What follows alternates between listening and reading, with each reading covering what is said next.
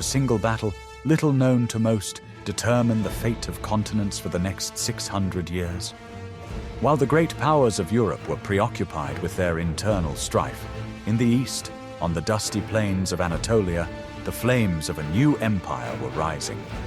In 1302, it was not just two armies that clashed on the field at Bapheus. It was a clash between a fading past and a fierce, hungry future. The name Osman was known to almost no one, but on that day, it was carved into the annals of history. Watch the video to the end to learn how this battle, the first Ottoman victory over a regular imperial army, laid the foundation for one of the greatest states the world has ever seen. What if I told you that everything your contemporaries believed was a lie? The Byzantine Empire at the beginning of the 14th century still gave the impression of a great power, but it was only a facade. Behind the marble walls of Constantinople, in the luxurious halls of the palaces, the intrigues and ceremonies inherited from Rome continued. Emperor Andronikos II Palaiologos bore the title that once belonged to Justinian and Constantine, but his real power was a shadow of its former might. The real catastrophe had occurred almost a century earlier, in 1204 during the Fourth Crusade. The sacking of Constantinople by European knights dealt the empire a blow from which it never recovered. Although the Byzantines regained their capital in 1261, it was a different country. The empire lost its richest provinces, its economy was undermined, and its society was divided. Anatolia, Asia Minor, which for centuries had been the heart of Byzantine power and the main source of soldiers, had become a patchwork quilt. After the Seljuk Turks were weakened by external invasions, the region broke up into dozens of small Turkish principalities known as beyliks. Each of these principalities lived its own life, constantly fighting each other and the Byzantine enclaves. Emperor Andronikos II, trying to save his already meager treasury, made a decision that many historians consider fatal. He disbanded most of the professional army, including the famous Akrites, the border guards who had defended the Anatolian frontier for centuries. Instead, he increasingly relied on expensive and unreliable mercenaries from different parts of the world. This decision had immediate and tragic consequences. Left without the protection of regular troops, Byzantine peasants in Anatolia found themselves defenseless. They suffered not only from raids by Turkish warriors, but also from the arbitrariness of imperial officials trying to squeeze the last taxes out of them. Villages were deserted, fields were overgrown with weeds, and the population either fled to fortified cities or accepted the rule of their new masters. At the same time, the Byzantine elite was preoccupied with theological disputes and palace intrigues. The struggle for influence at court seemed to many in Constantinople to be a much more important matter than some problems on the distant and wild border. They did not notice how the ground was slipping away from under their feet and how a new, ruthless power was rising on the ruins of their former greatness. The Byzantine military machine, once the best in the world, had deteriorated. The heavy cavalry of the cataphracts remained only for parades. The fleet that had controlled the Mediterranean ceded its dominance to the Venetians and Genoese. The army now consisted mainly of mercenary troops whose loyalty depended solely on timely payment. It was this weak, fragmented and demoralized province that Byzantium looked down upon. In Constantinople, they saw no difference between the numerous Turkish leaders who raided their territory. To them, they were simply bandits who posed no existential threat to the 1,000-year-old empire. On this border, where the old world was collapsing and the new one had not yet been born, a man named Osman appeared.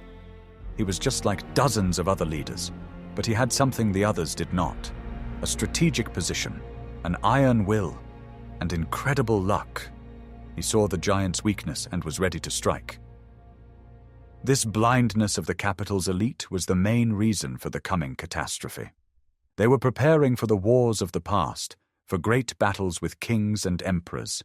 They were completely unprepared for the new tactics, a war of attrition waged against them by a modest border chieftain. We are very interested in hearing your point of view. What do you think? Could the empire have been saved at this stage? Write about it in the comments, and don't forget to subscribe to our channel. Are you ready to learn the truth about who the founder of the great empire really was? Contrary to later legends, Osman, son of Ertugrul, was neither a sultan nor a prince. He was the leader of a small tribe whose domain, the beylik of Sout, was a tiny spot on the map near the Byzantine border. His father, Ertugrul, had received this land from the Seljuk Sultan for his loyal service, and this position was both a gift and a curse. Life on the border was harsh and dangerous. On one side was the fading but still rich Byzantium. On the other were larger and more powerful Turkish beyliks, such as Jermian or Karaman. Osman was caught between a rock and a hard place, and his only chance of survival was to remain constantly active. He could not afford the luxury of peace. Osman and his warriors were ghazis. This word, often translated as warriors of faith, was of great significance. Ghazis were not just soldiers, they were ideological fighters whose goal was to expand the borders of their faith. This ideology attracted hundreds and thousands of similarly restless and ambitious warriors from all over Anatolia to Osman. Unlike many other beys, who preferred to fight other Turkish principalities for fertile lands in central Anatolia, Osman turned his gaze westward, toward Byzantine territories. It was a brilliant strategic decision. War with the infidels gave him not only material gains, but also enormous moral authority in the eyes of other ghazis. His army was unlike regular troops. It consisted of light cavalry armed with bows, sabers, and spears. These warriors were incredibly mobile. They grew up in the saddle and could cover enormous distances, appearing where they were least expected. Their tactic was one of raiding. Strike quickly, seize the spoils, and disappear before the enemy could organize a defense. Osman was not only a warrior, but also a subtle politician. He understood that brute force alone would not ensure his survival. He formed alliances with local Byzantine border commanders known as tekfurs. Sometimes he fought against one to help another, slowly and surely driving wedges between his enemies and expanding his influence. His charisma and personal courage were legendary. Stories of his fairness and generosity attracted not only warriors, but also craftsmen, peasants, and even the Christian population, tired of the chaos and extortion of Byzantine officials. He offered them protection and order, and many voluntarily came under his rule. The famous legend of Osman's dream, in which he sees a huge tree growing out of his chest, covering the whole world with its shadow, was probably invented later. However, it perfectly reflects the essence of his ambitions. He did not just want to plunder, he wanted to build. He saw himself as the founder of a new, just state on the ruins of old empires. By the early 1300s, Osman had gone from being a minor border chieftain to a serious regional power. He had already captured several small Byzantine fortresses, such as Beylik and Yenisehir, which became his first bases. His territory grew steadily, and his warriors became bolder. Now his main targets were the large cities of Bithynia, Prusa, Nicaea, and Nicomedia. He understood that he could not take these powerful fortresses by storm. He had no siege equipment, so he chose a different strategy: slow suffocation. And this strategy began to bear fruit, finally forcing Constantinople to pay attention to him. What if I told you that the key to the future empire was not an assault, but the blockade of a single city? In the next chapter, we will learn why Nicomedia became Osman's first target. What you have never seen before is a map of Bithynia from the early 14th century. It was not just a region, it was a strategic prize. and at the center of this prize was the city of Nicomedia, modern-day Izmit. This city was not just another Byzantine fortress. It was the ancient capital of the Roman Empire, founded by Diocletian himself. Its location was impeccable. Nicomedia stood at the head of a bay that opened up a direct sea route to Constantinople. Controlling Nicomedia meant controlling all eastern trade and military communications to the capital. In addition, the city was the gateway to the fertile valleys of Bithynia, which fed Constantinople and provided it with recruits. Osman understood this perfectly well. He knew that as long as Nicomedia and neighboring Nicaea remained in Byzantine hands, his own state in Sout would never be secure. But, as we have already mentioned, he had neither a fleet to blockade the city from the sea, nor siege engines to breach its powerful walls. So Osman employed a tactic that would later be perfected by his descendants. He began methodically capturing the surrounding countryside. His warriors, like locusts, ravaged the fields, intercepted caravans, and captured one by one the small fortresses and watchtowers that defended the approaches to the city. This strategy was slow, but incredibly effective. Peasants, deprived of protection, fled to the walls of Nicomedia, increasing the number of hungry mouths in the city. Cut off from its fields and villages, the city began to suffocate. Communication with Constantinople was now maintained only by sea, which was expensive and unreliable. Osman did not simply blockade the city. He turned the surrounding hills into his new base. He built small forts and fortified camps on all the key roads leading to Nicomedia. This allowed him not only to control the territory, but also to respond quickly to any attempts by the garrison to make a sortie. Hard times came for the inhabitants of Nicomedia and its garrison. They could see the smoke from burning villages from the walls of their city. Any attempt to go out for provisions, or simply for firewood, turned into a deadly, dangerous operation. Ottoman horsemen seemed to be everywhere. This tactic of strangulation also had an important psychological effect. It demonstrated to all the inhabitants of the region who was now the real master of the land. The Byzantine eagle might still soar above the walls of Nicomedia, but beyond those walls lay the land of Osman. The situation became so desperate that the Tekfur, the Byzantine governor of Nicomedia, began sending panicked reports to Constantinople. He begged the emperor to send an army.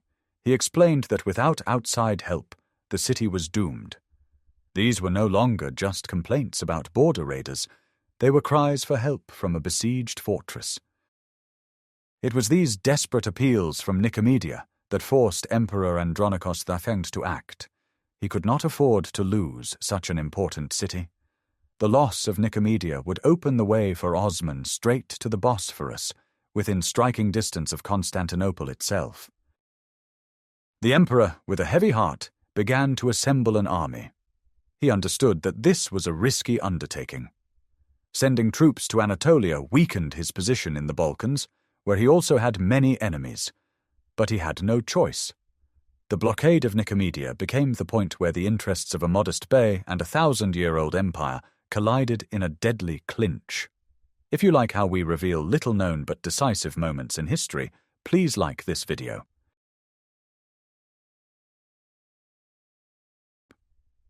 Are you ready for the shocking truth about who made up Byzantium's last army in Anatolia? When desperate pleas for help from Nicomedia finally broke through the wall of indifference in Constantinople, Emperor Andronikos II was faced with an unpleasant reality. He had no army that could simply be sent into battle. The days of professional legions were long gone, and the treasury was empty. Nevertheless, the emperor decided to assemble an expeditionary force. It was not a huge army capable of reconquering Anatolia, but rather a punitive detachment whose goal was to break the blockade of Nicomedia, punish Osman, and restore the status quo. Historians estimate the size of this detachment at approximately 2,000 men. One of the highest-ranking military commanders of the court, George Musalon, was entrusted with leading this army. He bore the title of Mega Get Hierarch, which meant commander of the Great Eteria, that is, the Imperial Guard. The appointment of such a high-ranking official indicated that Constantinople had finally realized the seriousness of the threat. However, the composition of this army was quite diverse and reflected all the problems of the late Byzantine Empire. The core of the detachment consisted of Musalon's own guards, professional soldiers, well-trained and equipped, but more accustomed to parades in the capital than to harsh border warfare. There were frankly too few of them. Most of the army consisted of mercenaries. In this case, it was a detachment of Alans, a nomadic people of Iranian origin who had long served the Byzantines. The Alans were excellent warriors, especially in cavalry combat, but their loyalty was always in question. They fought for money, not for the empire, and their discipline often left much to be desired. This motley army was joined by the remnants of local Byzantine garrisons that had managed to escape defeat. These were battle-hardened but weary and demoralized soldiers who knew from experience how dangerous their new enemy was. They understood that this would not be an easy walk. The logistics of such an operation were a nightmare. The army had to be ferried across the Bosphorus from Constantinople to Asia. Then they had to march through hostile territory, where every hill and forest could hide an Ottoman ambush. Musalon was leading his army not on a conquest, but on a rescue mission. George Musalon himself was apparently an experienced courtier, but not a brilliant commander. He was accustomed to a clear hierarchy and classical tactics of warfare. He expected to encounter an equally civilized enemy in the field, against whom he could impose a general battle according to all the rules. He did not fully understand who he was dealing with. For him, Osman was just another barbarian chieftain who needed to be punished in an exemplary manner. Musalon believed in the power of the imperial banners, in the discipline of his guardsmen, and in the heavy cavalry of the Alans. This army was Byzantium's last serious attempt to defend Bithynia. Its soldiers and commanders were viewed with hope by the inhabitants of besieged Nicomedia and with anxiety by their opponents. It was the last legion sent by Rome to the east, and its success determined whether the empire would have a future in Asia. While Musalon was gathering his troops and crossing the strait, Osman was not sitting idly by. His spies and scouts were everywhere. He was well aware of the impending campaign and had no intention of waiting for the enemy to come to him. He decided to choose the place and time for the battle himself, for what do you think the Byzantine commander should have done in such a situation? In the next chapter, we will find out what army Osman was able to field against him. The army that Osman led against the Byzantines was the complete opposite of George Musalon's forces. If the Byzantine army was the product of 1,000 years of imperial tradition, Osman's army was the living embodiment of the frontier spirit, flexible, fierce, and unpredictable. It had no formal hierarchy, no established form, and no standard weaponry. The core of his forces was his personal tribesmen from the Kai clan. These were people bound to him by ties of kinship and loyalty. They were natural horsemen and archers, their tactics honed by centuries of nomadic life in the steppes of Central Asia. Their horses and bows were extensions of themselves. Hundreds of other warriors gathered around this core, the very ghazis. These were people from all over Anatolia, attracted by Osman's fame as a successful and generous leader. Among them were Turkmen from other tribes, deserters from the Seljuk armies, adventurers, and simply people seeking a better life. They were all united by a thirst for plunder and a belief in the sanctity of war against the Byzantines. In addition to light cavalry, Osman also had infantry units known as yayas. These were peasants and militiamen from villages he had already conquered, armed with spears, axes, and simple shields. Their task was to hold their positions and support the cavalry attacks, but they were not the main striking force. According to historians' estimates, Osman's total troop strength was significantly greater than that of Musalon. They say there were about 5,000 warriors. This gave him a significant numerical advantage, which he intended to use. But his main trump card was not numbers, but tactics. Ottoman warriors were not trained to fight in close formation like Byzantine hoplites. Their strength lay in their mobility and decentralization. Each detachment could act autonomously, flanking the enemy, delivering quick strikes, and immediately retreating if the enemy put up too much resistance. Their favorite tactic was a feigned retreat. Horse archers would approach the enemy formation, shower it with a cloud of arrows, and then, at the first sign of a counterattack, turn and flee. The enemy, carried away by the pursuit, would break formation and fall into an ambush set up by the main forces. Osman's warriors were extremely motivated. They were fighting on their own land, which they already considered their own. They were defending their new homes and families. In addition, victory promised them rich spoils, weapons, armor, and horses from the Byzantine army, which were highly prized. Command in such an army was based not on rank, but on personal authority. The warriors obeyed Osman not because he was emperor, but because he was the strongest, bravest, and luckiest among them. He fought alongside them, sharing their food and dangers. This army was perfectly suited to the terrain of Bithynia. The hills, forests, and river valleys were their home. They knew every trail and every ford. The Byzantine army, heavy and slow, was a stranger here, a blind giant wandering through unfamiliar territory. Upon learning of Muzalon's advance, Osman gathered his military council. He did not wait for the Byzantines at the walls of Nicomedia, where they could join forces with the garrison. He decided to intercept them on the march, in open terrain, where his cavalry would have the maximum advantage. He chose the Bapheus plain for this purpose.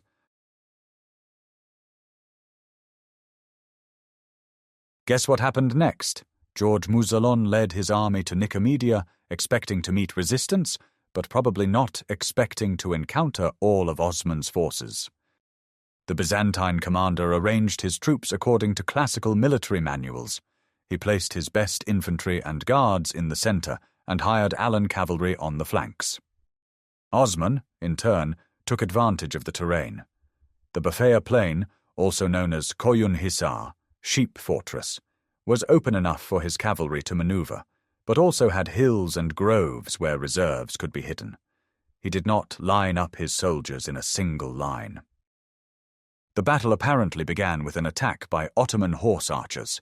Hundreds of horsemen flew out from behind the hills and began circling around the Byzantine formation, showering it with arrows. It was an exhausting tactic. The Byzantine infantry, protected by shields and armor, suffered few casualties, but this exerted enormous psychological pressure.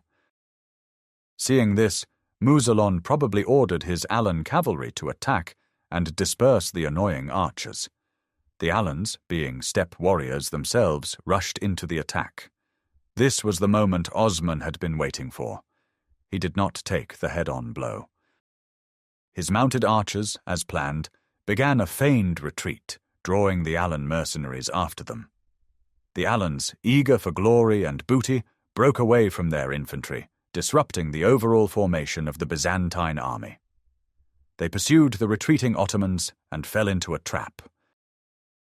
The main forces of the Ottoman cavalry, which had been hidden until then, struck the flank and rear of the enthusiastic Alans. A fierce cavalry battle ensued, in which Osman's more numerous and motivated warriors quickly gained the upper hand. The Alan detachment was defeated and scattered.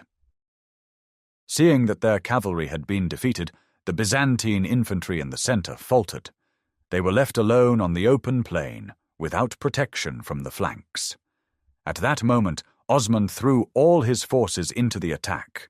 Thousands of Ottoman horsemen and infantrymen rushed at the remaining Byzantines. The formation of Muzalon's guards was broken.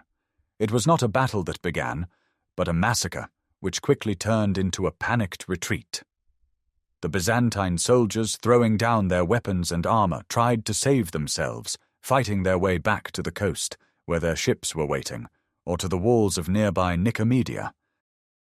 George Muzalon himself, seeing the complete defeat of his army, was forced to retreat.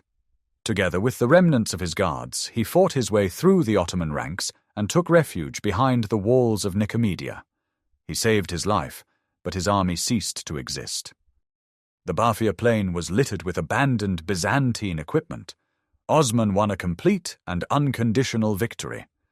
This was the first time that his forces had defeated the regular army of the Byzantine Empire, sent from the capital, in an open field battle. The significance of this event could hardly be overestimated. For the Byzantines, it was a disaster. For Osman, it was his moment of glory.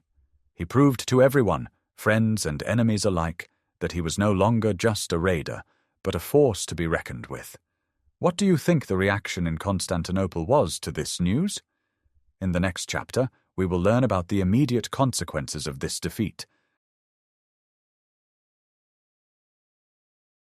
The news of the defeat at Bapheus probably reached Constantinople along with the first survivors who had crossed the strait. For Emperor Andronicus II, it was a terrible blow. His attempt to solve the problem on the border by force had failed miserably. Now he had no field army left in Anatolia. Panic reigned in Nicomedia itself. The inhabitants of the city, who had welcomed Muzalon's army with hope, now watched in despair as its pitiful remnants stumbled in disorder through the city gates. Their last hope of salvation had collapsed. The city found itself under an even tighter blockade than before. George Muzalon, trapped in Nicomedia, soon left the city. He probably sailed to Constantinople by ship to personally report the disaster to the emperor. His departure completely demoralized the garrison and the inhabitants. They realized that the empire had abandoned them to their fate. For Osman, the consequences of the battle were quite the opposite. His warriors captured enormous spoils, weapons, armor, horses, and, importantly, the banners of the defeated imperial units. These trophies were the best proof of his victory and power. But the main trophy was not material gain. It was prestige. The news of the victory at Bapheus spread like wildfire throughout Anatolia. Osman, who until then had been just one of many beys, instantly became the most famous figure on the border. Thousands of ghazis, adventurers, and warriors who had previously been unsure of whom to join now rushed to his banner. They saw him as a lucky leader, blessed by the heavens, who could lead them to glory and wealth. His army began to grow like a snowball. Other Turkish beyliks, which had previously looked down on Osman, were now forced to recognize him as an equal, if not a superior. He proved that he was capable of what they had not dared to do: challenge the entire might of the Byzantine Empire and win. The victory at Bapheus had another important consequence. It opened up the entire coast of the Sur of Marmara to Osman. Having lost their army, the Byzantines could no longer control the roads. Ottoman troops now moved freely throughout the region, reaching as far as the Bosphorus. The local Christian population, seeing that the imperial power could no longer protect them, faced a difficult choice. Many thousands of Greek peasants began to leave their homes and flee. Some of them rushed to the besieged cities, exacerbating the problem of hunger, while others crossed over to the European shore. Anatolia was rapidly changing its ethnic and religious character. The lands that had been the heart of Byzantium for 1,000 years were deserted. Osman's followers rushed into this vacuum of power and population. The Battle of Bapheus was the catalyst that irreversibly changed the demographics of the region. The victory at Bapheus changed not only the map of the region, but also Osman himself. He ceased to be just a bey or ghazi, a tribal leader. He began to transform into an emir, a sovereign ruler. This battle legitimized him in the eyes of the whole world.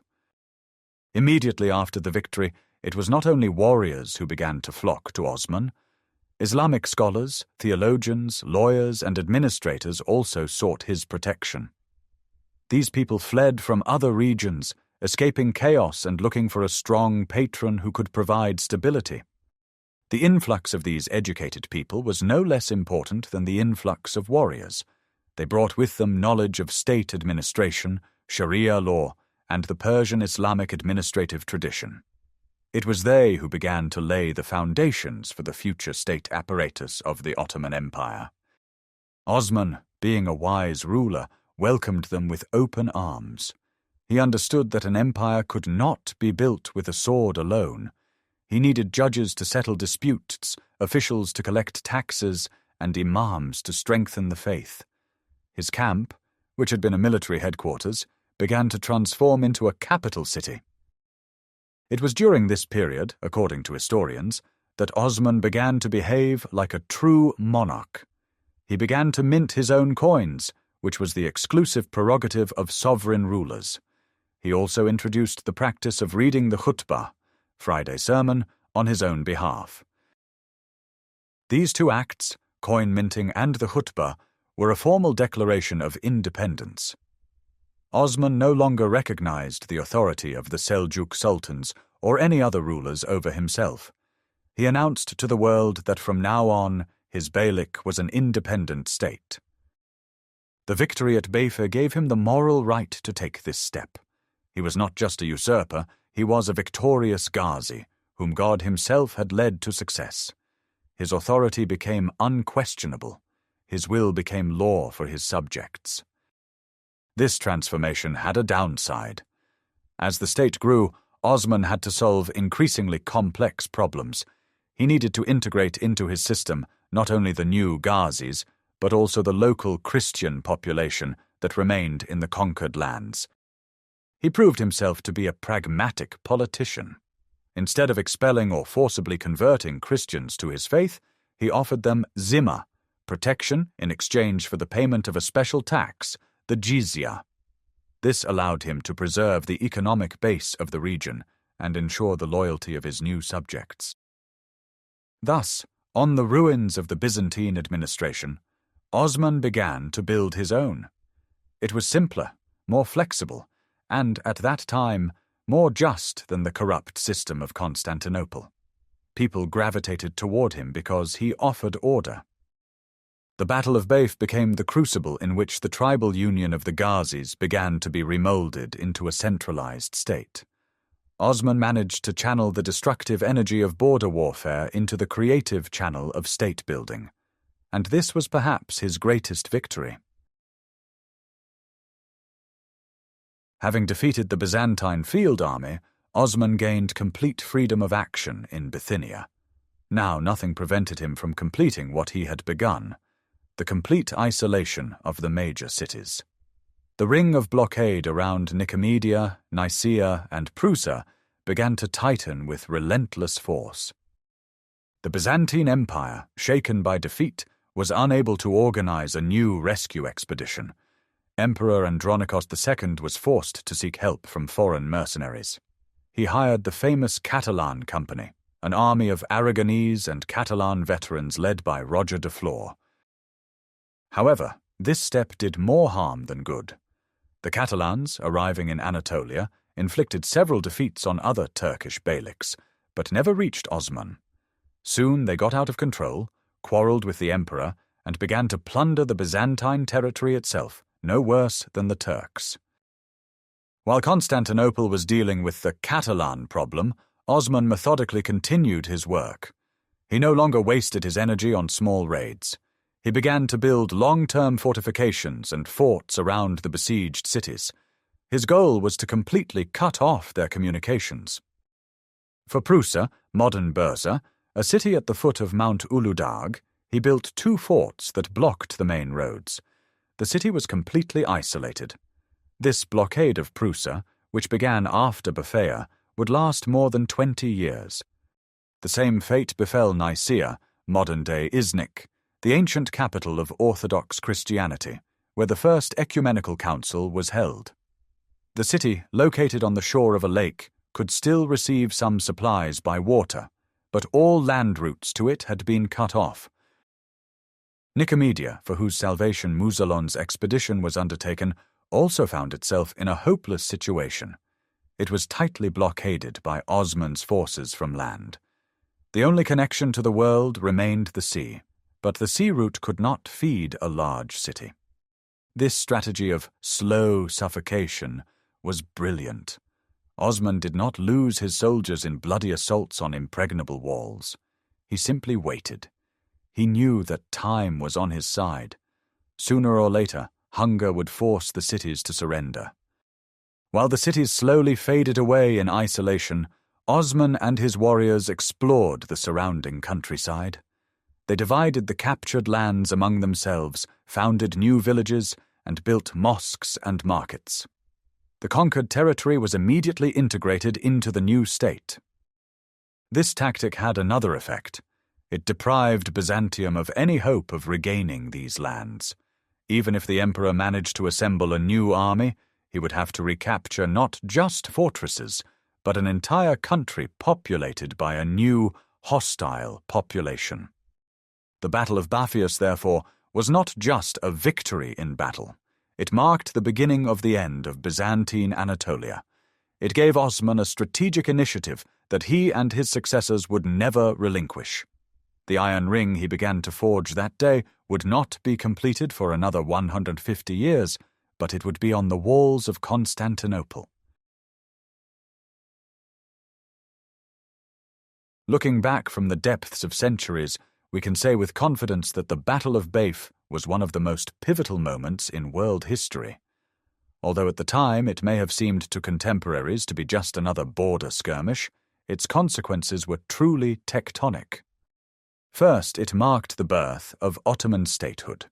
Victory in open battle over the regular imperial army gave Osman the legitimacy that decades of small-scale raids could not provide. He ceased to be a highway robber and became a sovereign ruler, the founder of a dynasty. Second, the battle irreversibly changed the balance of power in the region. Byzantium finally and irrevocably lost Anatolia. Its attempt to defend Bithynia failed, and it was unable to make any further attempts. The center of power shifted from the ancient imperial cities to Osman's new dynamic headquarters. Thirdly, Bapheus determined the future strategy of the Ottoman conquests. Osman and his son Orhan realized that it was possible to conquer rich cities without storming them. The strategy of a long, methodical blockade, reinforced by control over the countryside, would become their trademark. This is how Prusa, Nicaea, and Nicomedia would be taken. The victory attracted the best human resources from across the Islamic world to Osman. Not only warriors came to him, but also scientists, craftsmen, and merchants. His young state became a melting pot in which Turkic, Persian, Arab, and even Byzantine elements were recast into something completely new, Ottoman civilization. It was this synthesis that became the key to the longevity of their empire. The Ottomans were not just nomadic conquerors who swept away everything in their path. They were builders who skillfully used the administrative heritage and human capital of the conquered peoples. Having lost Anatolia, the Byzantine Empire lost its economic heart and main source of recruits. From that moment on, it turned into a city-state whose survival depended on intrigue, diplomacy, and aid from the West. Its fall in 1453 was only a matter of time, and this countdown began precisely under Bayezid. For Osman, this battle was the fulfillment of his dream. He laid the first stone in the foundation of a building that his descendants would continue to build over the following centuries. The empire, born on the dusty plains of Bithynia, would spread across 3 continents and determine the fate of the world. It was a unique moment in history. A 1,000-year-old empire, tired and decrepit, faced a young, passionate force that was hungry for victory and full of faith in its destiny. The outcome of this clash was a foregone conclusion. When we look at a map of modern Turkey, we must remember that its history began not so long ago. And it did not begin in Istanbul or Ankara, but in the small beylik of Söğüt and on the battlefield of Barbeş, where an ambitious leader named Osman dared to challenge the whole world. The Battle of Bapheus is a classic example of how one event, one day, can change the course of history. It is a lesson that empires do not fall suddenly. Their fall is a long process consisting of thousands of small defeats, mistakes, and missed opportunities, until one day someone is found who is ready to deliver the final decisive blow. We have traced Osman's path from an unknown border chieftain to the conqueror of an imperial army. The Battle of Bapheus in 1302 was the catalyst that triggered a chain reaction of Ottoman conquests. It was not just a military victory, it was the proclamation of the birth of a new power that was destined to change the world. The story of Osman and his victory teaches us that great events often begin small, in distant and seemingly insignificant corners of the world. But it is there, on the frontiers of civilizations, that the future is forged. What other little-known battles do you think changed the course of history? Suggest topics for future videos that you would like to see on our channel in the comments, and don't forget to subscribe so you don't miss our next dives into the great battles of the past.